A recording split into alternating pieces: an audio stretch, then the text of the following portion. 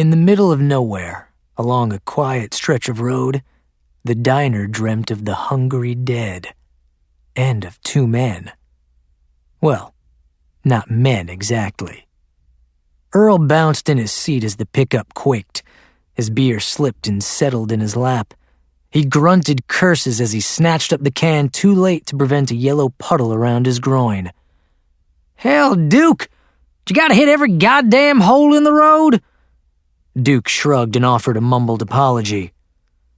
"Yeah, well, just try and watch it."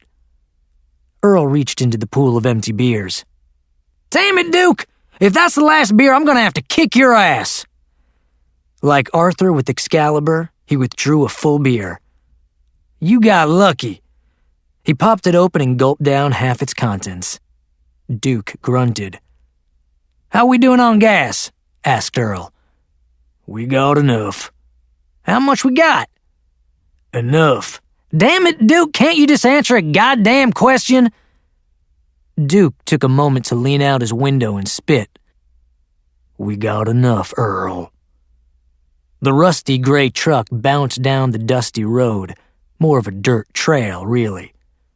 Worn shocks were helpless against the rocky, hole-ridden roadway, and with each jolt, the engine rattled as if it might rip free. The tape player didn't work, something the passengers had learned at the cost of a Hank Williams Jr. cassette.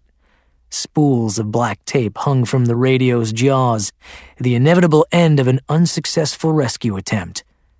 The passengers rode in silence with only the clatter of 76 empty beer cans to fill the quiet.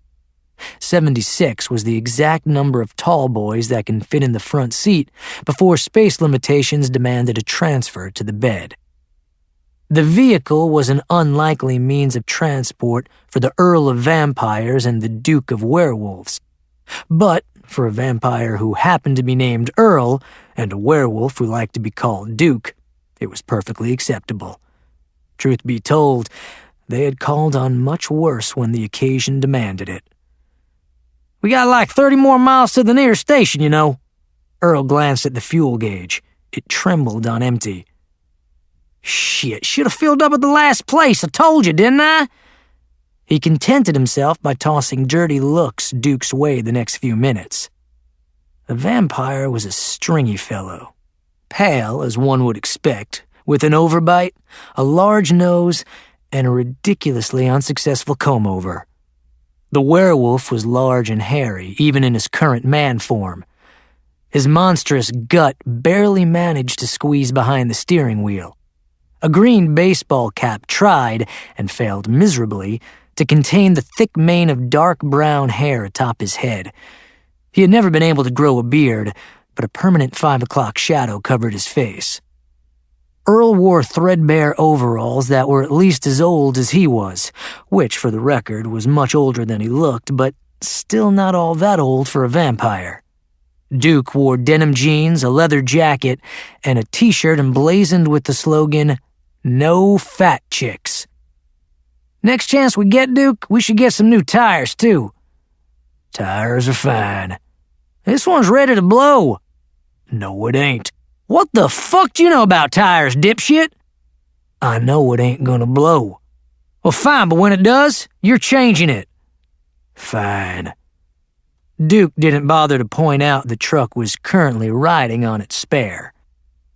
Rattling quiet fell on the cab once again. It lasted through the next half hour. The pickup's working headlight cut through the darkness of a cloudy night and sliver of a moon. The occasional forlorn mailbox or animal carcass marked the otherwise unremarkable miles. Finally, a beacon of shimmering neon dared pierce the dark.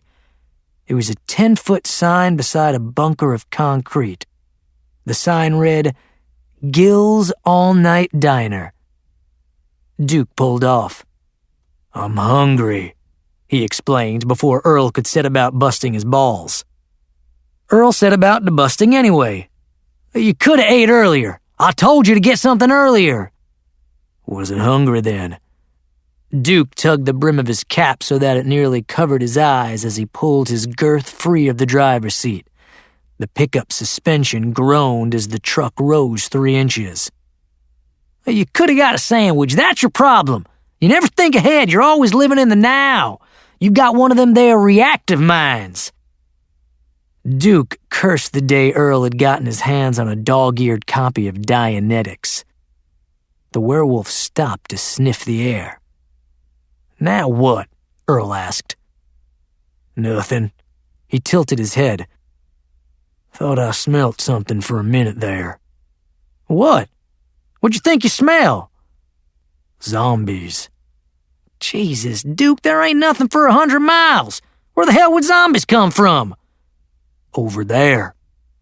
Duke jerked his thumb over his shoulder as he entered the diner. As if on cue, the dust raised by the pickup's arrival settled, revealing a small cemetery.